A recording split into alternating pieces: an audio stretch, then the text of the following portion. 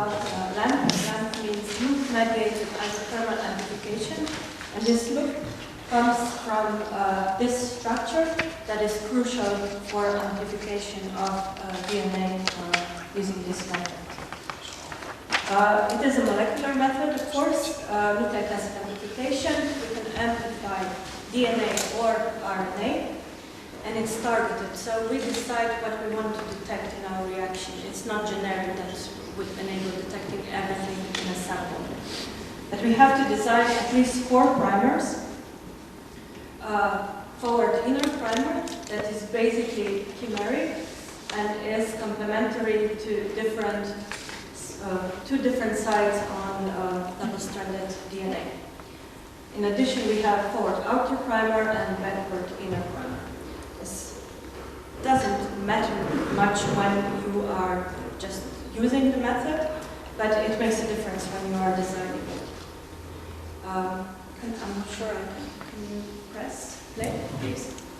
This is just a movie how this amplification is happening. It is different than PCR. It's rather complicated. In the first stage, using these 4 primers, we are getting this stem loop structure that is later on amplified to high concentrations. These high concentrations are not just one type of product, but you get lots and lots of products of different lengths. And in each case, when you generate these longer products, you also get, again, this kind of stem structure. So you are basically, instead of just cycling something and amplifying in each cycle, you get something to start with again and continuing cycling, amplifying the original structure. And you get a bunch of this kind of structures. Some are basically side products that are no longer used for amplification. And the one thing that strikes me is it's rather complicated, and I imagine that the Japanese guys that came up with this idea are brilliant. We're probably drunk at the time. Both together. Both together. So this cyclic amplification step is the one that is actually giving this high concentration of DNA, which is at least 10 times higher than in PCR, in regular PCR per reaction. It is faster. This is partially due to very efficient amplification, and partially because we don't have to cycle, so we don't have to change temperature of reaction. If you look at your programs that you are using for real-time PCR, usually it's at least half of the time is spent for changing the temperature. Because we get all these different lengths of products, if you put a product of lamp on a gel, you get something like this. So this kind of products of different lengths. This amplification that is happening is using a different polymerase than is usually in PCRs. It has a strand displacement activity. That means that it is it knows how to pull apart the double-stranded DNA without any other physical factors. So we don't have to heat the reactions for the double-stranded DNA to come apart, allowing primers and the polymerase to amplify it. We only need these enzymes. That's why the reaction is isothermal. With many pathogens, we also don't need any denaturation step at the beginning. And of course, that means that the instruments in which we are running the reactions can be much simpler than the ones we are using, for example, for real-time PCR. Basically, for amplification part, we only need an instrument that is able to hold a certain temperature, usually between 60 and 65. These are the temperatures at which this polymerase is active. And this can be usual water bath. It can be real-time PCR instruments that we are already having in the lab. We can use Smart Cycler in the field. But there are also much simpler instruments. We can basically have some chemical that generates heat, so exothermic reaction, in a container, for example, like this. The reaction, as I said, was fast. By adding additional 2 primers into the reaction, we can accelerate the reaction even further. And the choice of instruments, the final choice of instruments, really depends on in what conditions we want to perform LAMP, whether it's in the laboratory, whether it's in the field. Do we have electricity source or not? Of course, also the price is a consideration. And one of the main things is the question, how do we want to visualize the results? Of course, when all this amplified DNA is in a reaction, we still don't see it without visualizing it. And the first thing that people did was simple gel electrophoresis. This kind of defeats the purpose of making this method very simple, because you spend much more time for gel electrophoresis than for the reaction itself. It's only endpoint detection, and it's extremely high contamination risk. LAMP in general is very efficient, is sensitive, and if anything drops into the reaction, it will get amplified. So if you go around opening these tubes in your laboratory that contain 10 times the product as PCR, this can quickly cause problems. So I don't really know of anyone doing this. Sometimes they want you to do it for a paper to show that this is how the products look like, but not even that actually. Another option is turbidimetric or colorimetric detection. In both these cases, we are exploiting the precipitation of pyrophosphate, which is coupled in different ways to either generation of turbidity, so this would be negative and this would be positive reaction, or a change in color, again with using different dyes that are added to the reaction. In general, to use this kind of visualization approaches, you need really high amplification, lots and lots of product, and that means that you also have to start with relatively high concentration of your target in your sample. In addition, of course, the reaction is then more sensitive to the changes introduced by the sample. So with the sample, you're of course adding different ions. You can change the pH of the reaction, and this can all influence this kind of changes. So it can be very unreliable unless you are working with exactly the same type of sample, with the same symptoms, the same age. It can be tricky to make the interpretation. But this is the kind of thing that you can actually perform in a water bath and check at the end what is the reaction. Another 2 choices for detecting LAMP products are lateral flow device. In this case, in the reaction, all these primers that you are using, some of those are labeled, which allows them to later on be detected with antibodies that are on this kind of strip. It's a sandwich immunoassay. And it has been described and used quite extensively for different species of Phytophthora in the UK. This is another option. These are array tubes. They contain very small, these are the size of 1.5 milliliter Eppendorf tubes. They contain very small probe array chip. And at the end of the reaction, you basically perform a hybridization-based detection. It has been used, it's not used a lot in practice, but it has been used for decades and shown to have very similar sensitivity than qPCR in this case. What we are mostly using in our lab, and I know that Torsten Dickinson uses this technology, is fluorescence-based detection, or so-called real-time LAMP. In this case, we add intercalating dye into the reaction, So all the double-stranded DNA that is being generated binds this dye, for example, Eva green, and under lasers you can measure the fluorescence, how it is generated over time. So in this case, these two samples would be positive, and these would be negative. The result in this case is expressed, of course, not in cycles, because they are not cycling, but in time of positivity. These are minutes when the samples become positive.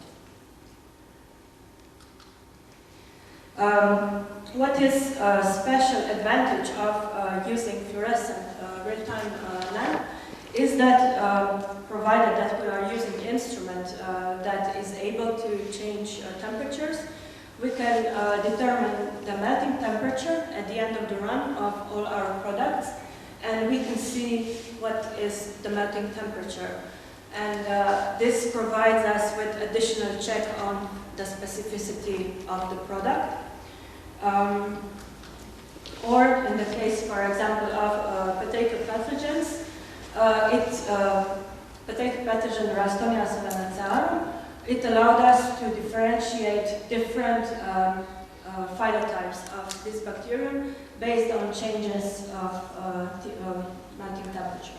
So the products that were generated using the same primers had different melting temperatures depending on the phenotype of the target. Okay, this is an example of Fluorescence-based 1R phytoplasma detection using lamp. Additional advantage of lamp is that it is more sensitive to inhibitory substances originating from, for example, plant material, and that allows us to simplify sampling procedures and sample preparation procedures. This can be either simple maceration, or in the case of grape wine, we can simply crush berries, take the skin of the berry, crush it a bit in buffer, dilute this extra 1 to 10, and add it directly into the reaction. These kind of reactions, they contain all the primers, in our case intercalating dye, and commercially bought master mix that contains all the and other reagents.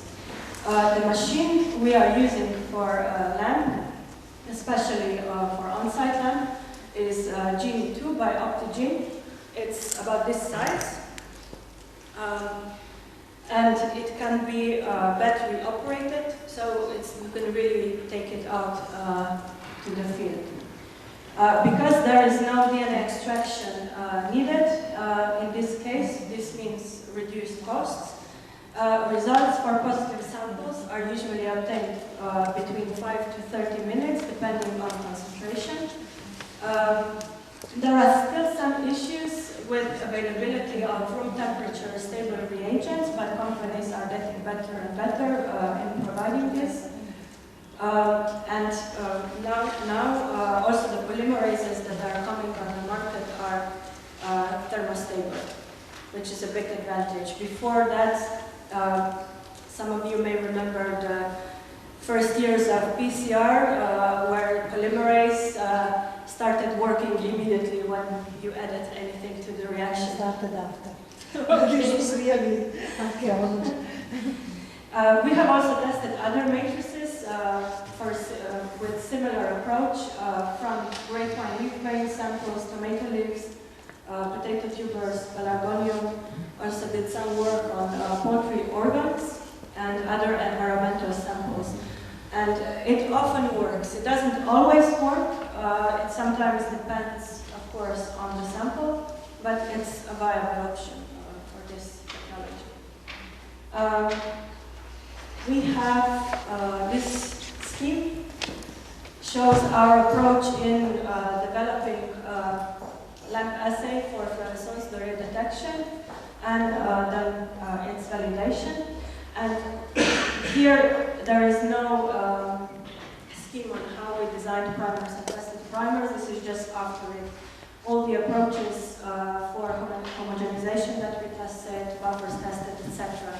And this is something that you have to do in lab if you really want to optimize it. So do a lot of different experiments checking.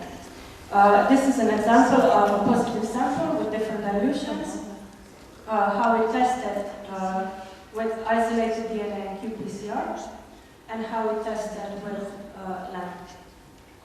So we can see that LAMP, for at least in bacteria, it often has lower sensitivity than qPCR. This is again something similar. So a positive sample diluted, and then sample preparation using fast prep and lab performing real-time PCR. It was positive up to this level. If we use this crude extract, let's say, in real-time PCR, the reactions were positive up to this level. But using this crude sample in combination with LAMP, it had better sensitivity. It's still, at the moment, LAMP for bacteriology at least is not at the same level as real-time PCR. So you need to keep that in mind when using it into your diagnostics. But it is faster, and this is just a scheme. This is what we did for phytoplasma diagnostics quite some years ago, so using nested PCRs. We switched to real-time PCR, and that was already an advantage. It takes less than 2 days. With LAMP, this is the time, if you can afford to omit the DNA extraction step. So it's definitely one of the methods that you look into when you need your results very fast. This is an RT lab, so reverse transcriptase lab. This is just a demonstration that it also works in such cases. Maybe a word on assay design and optimization. Of course, we need to select the target. And because of this complicated conditions for all the primers that you are using, the primers are never designed or chosen by eye. You have to use design software, and here there's a list of some that are freely available. And even in that case, we simply do not understand LAMP enough to predict how these primers will behave. So if in real-time PCR, if you follow the conditions, practically every real-time PCR works. Here, typically, you design up to 10 or 20 different LAMP assays, and you have to test them empirically to see which one is best, especially in terms of their performance and speed. These are some of the things that you look at during optimization. So again, quite a few points to look at. In comparison with PCR, to summarize, we don't need temperature cycling in LAMP. We do need more primers. And some of them, especially if you encounter difficulties with the assay, have to be HPLC purified, which is, again, additional cost. It is fast. In this 5 minutes, it's no exaggerations. We are seeing positive samples that are giving us results in 5 minutes. The yield of the product is higher. It's possible to visually detect products. It's more tolerant to matrix inhibitors. But contrary to PCR, it's very difficult to multiplex. You can multiplex in the sense that you put several different assays together, but what usually happens if you have all the 3 pathogens also present, that one of them, that will be the strongest assay, let's say, will take over and you will only detect this one. So it's still a possibility if you are interested, for example, in 3 targets, and the first question is any of this target present? And if it's positive, you have to do it in separate reaction or go to another method. But it's very difficult to optimize a multiplex LAMP to the extent that you would get 3 different products, for example. Assay design is not the easiest. And analytical sensitivity, at least from my experience, is usually 10 times less than PCR. So at the moment, we look at LAMP as the method that we are using for symptomatic samples. This is not something that we see as an alternative to qPCR analysis of latent infections, for example. As an on-site method, with very simple homogenization steps required, this method really has the potential to qualify for a short method as defined by FAO. So to be affordable, sensitive, specific, user-friendly. Mostly the primers that we are using, they are all mixed together beforehand. So you just have to mix three things: sample, primer mixture, and the master mix. And even that can be already pre-prepared in reaction tubes. It's robust when properly designed and optimized, and rapid. It can be equipment-free and can be deliverable or delivered to end user. It can be, maybe here just to say, it can be performed in high-throughput laboratory format. This is how most laboratories actually are using the approach at the moment, but also on-site. But of course, in that case, it's no longer high-throughput. It is especially used at points of entries where they need fast answer. It can differentiate subgroups and strains, and it's very simple when designed, properly designed and optimized. But you have to be a bit lucky with your choice of primers.